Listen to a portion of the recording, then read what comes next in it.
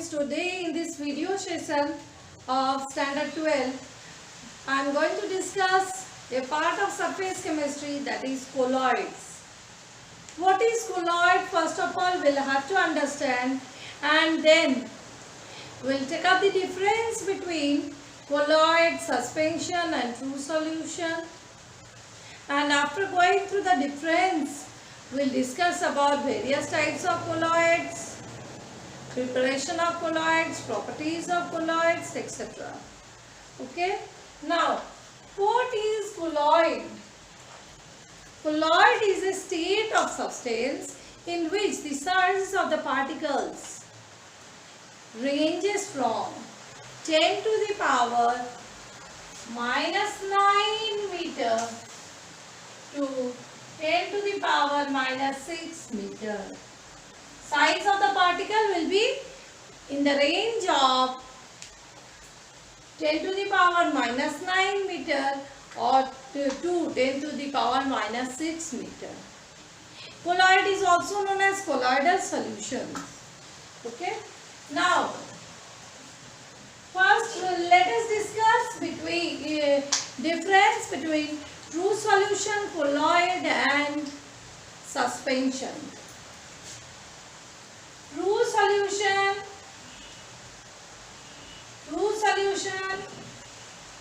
colloid and suspension.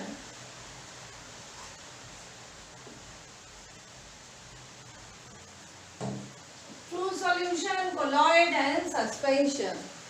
First of all, let us take up the difference in terms of size of the particles, because that is the main factor. You know, true solution, suspension or colloid, they differ in terms of size of the particles, and that brings difference in their properties also. Let us take up in true solution, the size of the particle is less than 10 to the power minus 9 meter. That is less than 1 nanometer. What is the size of the particle? In true solution, the size of the particle is less than 10 to the power minus 9 meter. That is less than 1 nanometer. In colloid, the size of the particle ranges from 10 to the power minus 6 meter to 10 to the power minus 9 meter. And in suspension, size of the particle is larger than 10 to the power minus 6 meter. 10 to the power minus 6 meter.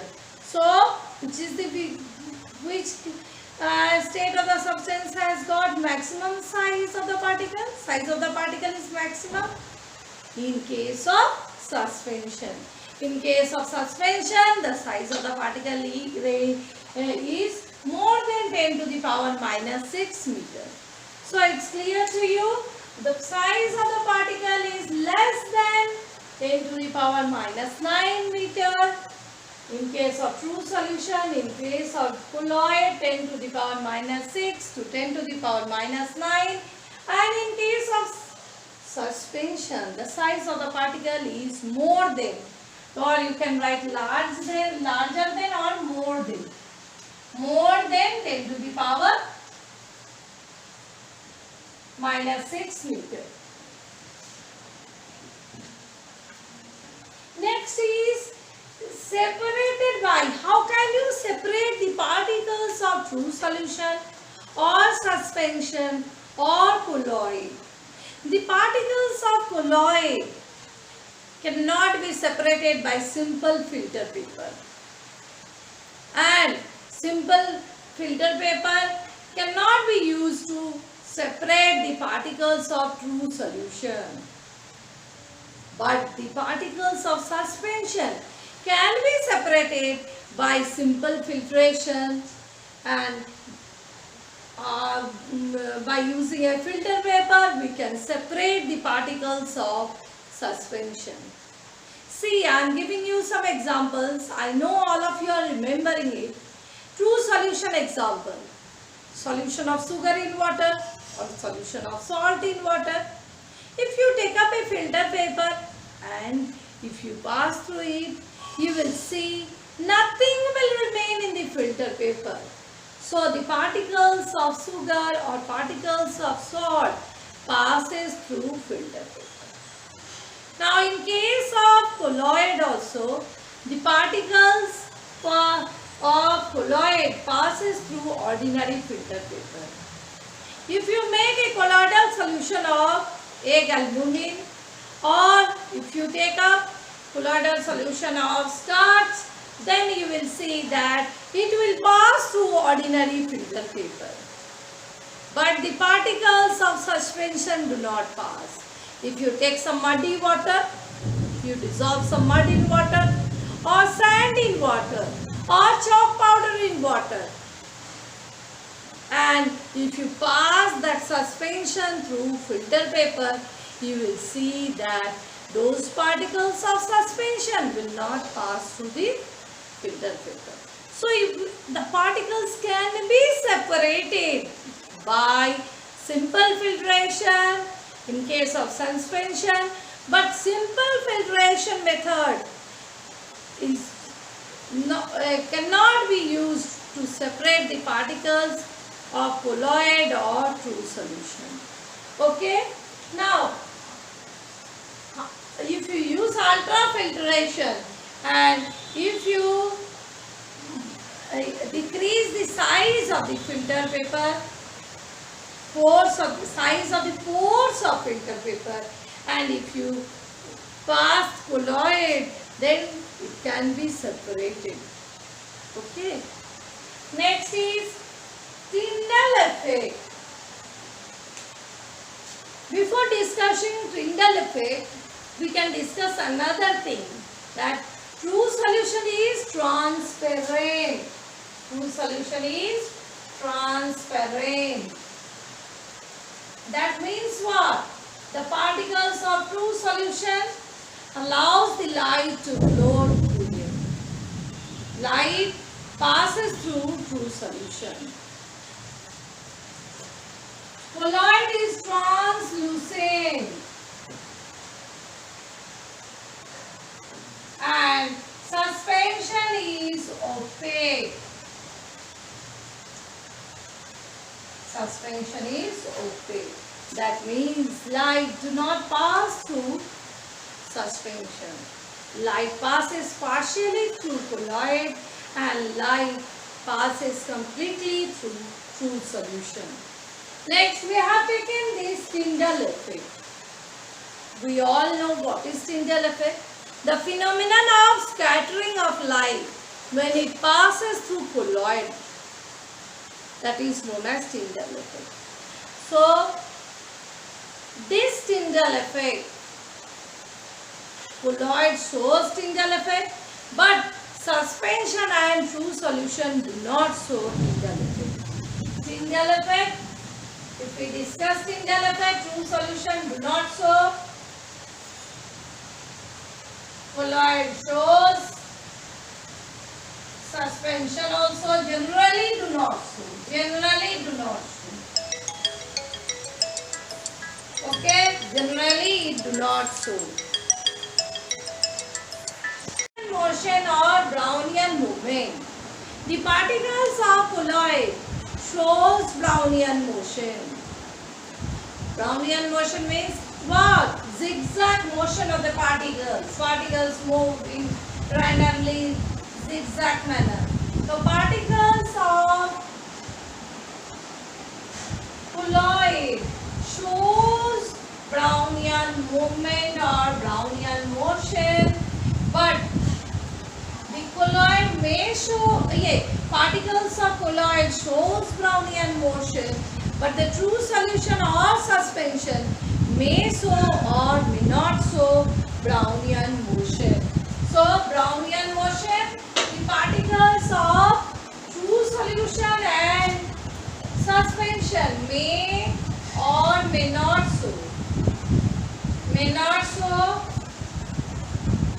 colloid shows and suspension may or may not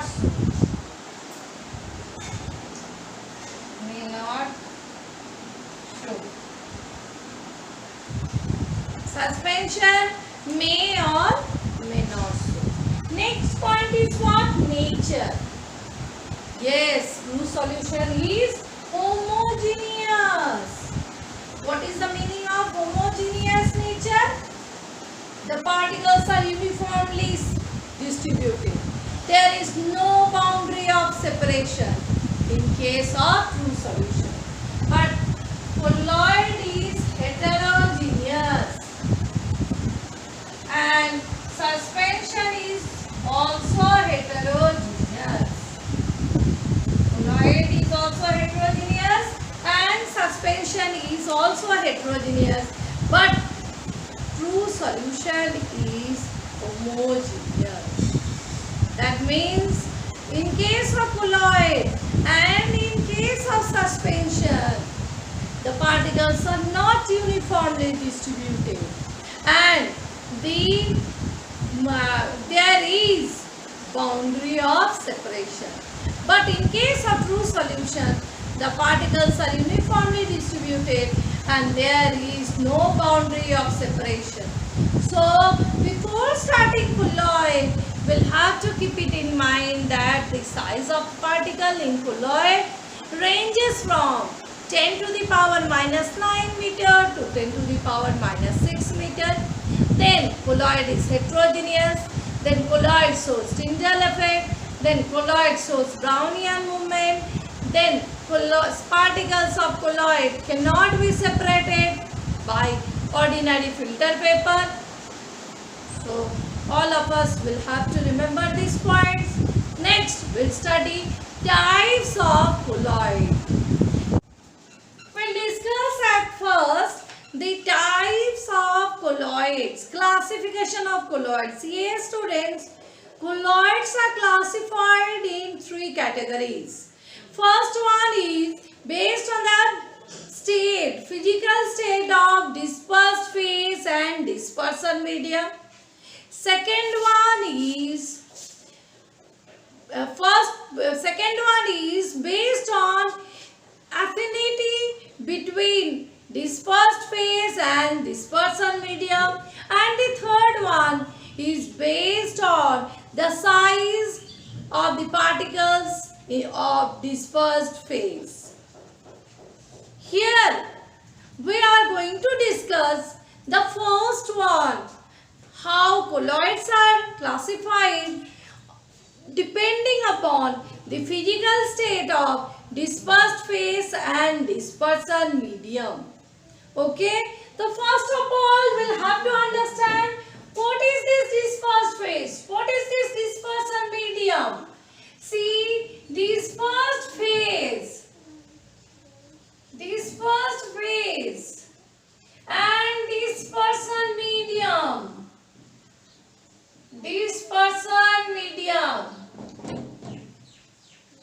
These are two components of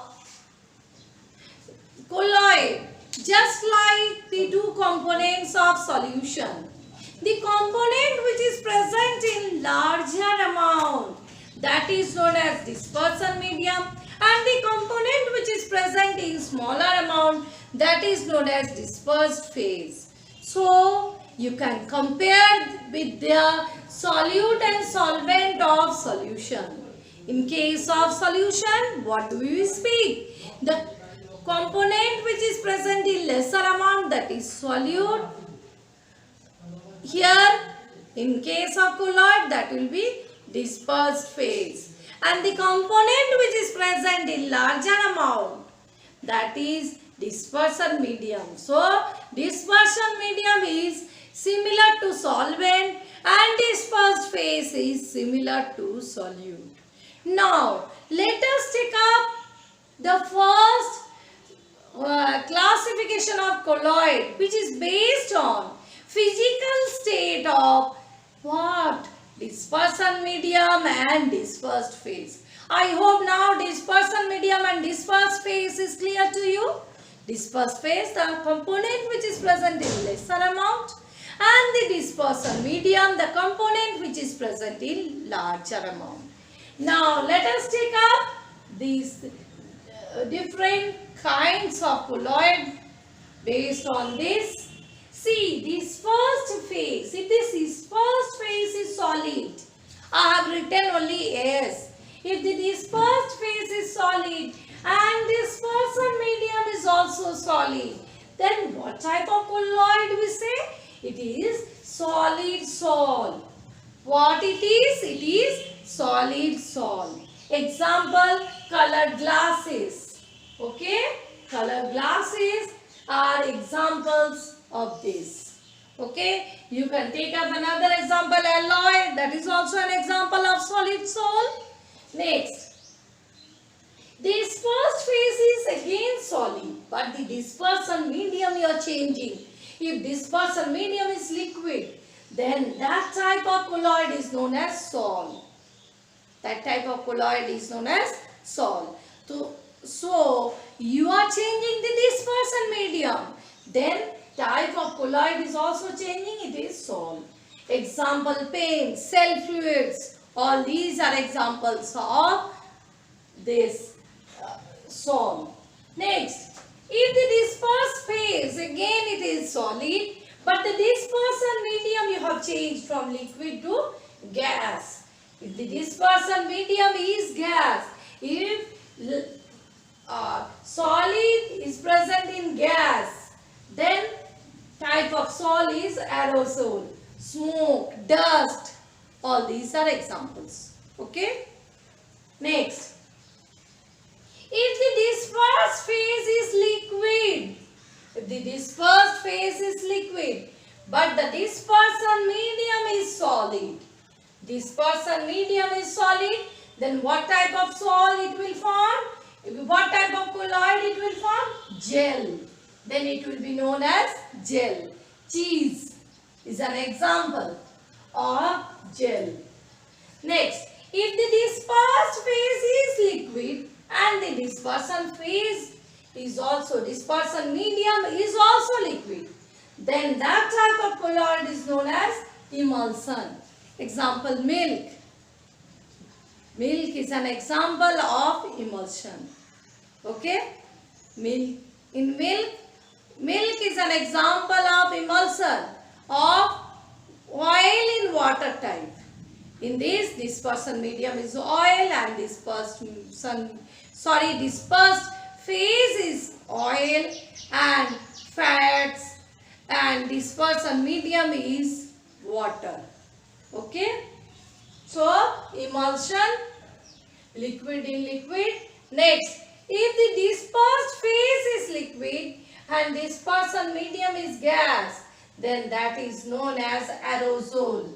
Here also, we have studied solid in liquid. Yes, sorry. Solid in gas, aerosol. Solid in gas, aerosol. Liquid in gas, aerosol. Both are known as aerosol. Here the example is fog. Example is fog.